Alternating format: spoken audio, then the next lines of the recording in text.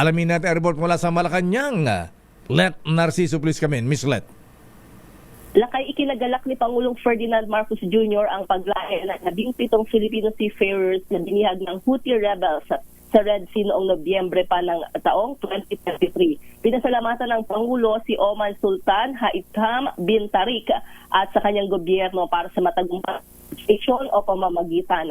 Pinuri rin nito ang mga kaukulang ahensya ng gobyerno at private instrumentalities na walang pagod na nakipagtulungan sa foreign governments at entities para mapalaya ang mga matapos ang 429 na araw.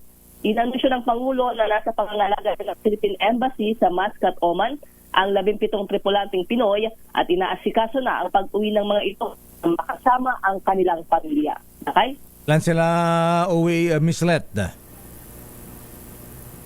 Hindi inaasikaso lang kayong pag-uwi nila pero nasa Muscat na ang mga ito. Sa pangalaga ng Embahada ng Pilipinas. Sila ba'y nasa mabuting kalagayan? Sa bagay, mukhang okay naman yung kanilang okay naman doon sa picture nila. Oo, sa picture. Pero syempre, iba pa rin. Galing sila sa pagkakabihag ng higit isang taon. Oo. So, more than 1 year pala yun? Okay. Ayan, binanggit nga dito 429 days. Wow, grabe ha?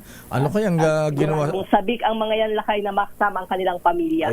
Siyempre bukod sa sabik, ang tanong pa rito, ang problema pa nila ngayon, wala silang may papasalubong sa kanilang pamilya. Dapat, teka muna, yung kanilang employer nga pala, may insurance ba sila? Ayan, babayaran ba sila ng insurance at yung kanilang dati employer, sila ay tuloy kaya ang kanilang sweldo habang bihag?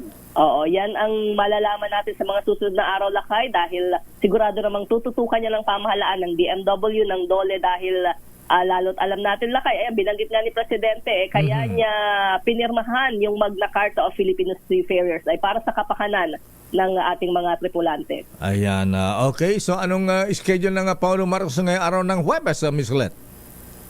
May bisita si Presidente, Lakay, mamaya. Magpapaalam na ang Presidente ng Asian Development Bank. Ayan, farewell call ni ADB President Asaka Masachugu. Sinong papalit? Wala pa, Lakay. Wala pang binabanggit. Malaman natin. Ayan. Sinong meron siyang meeting sa NEDA. Sinong yung representative ng Pilipinas diyan sa ADB? Di ba nakalimutan mo na? Yung bang anak pa rin ni Secretary Ben Gigolo Jok, no? Ayan. Kasi alalaki pala ng sweldo ng mga Talo ang sweldo ng presidente yung sweldo ng kinatawan ng Pilipinas sa Asian Development Bank, ha? Kaya pala pinag-iinteresan yan. Grabe. Oo, dito lang ang headquarters niya, di ba, Lakay, sa Pilipinas. Pero yan, sa tabi ng Mega Mall. Ano talaga siya. Ayan, sino kaya?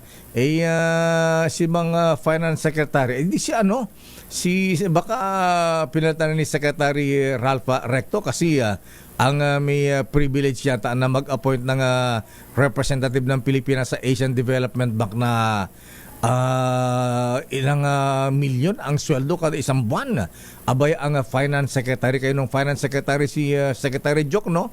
Inilagay yung kanyang sariling anak dyan sa ADB na maganda, super ganda ang mga benefits. Ang nakalagay dito, Lakay, na member for Philippines ay Sino? At governor ay si Secretary Recto. At ang alternate governor ay Remolona ng BSP, Lakay. Tama?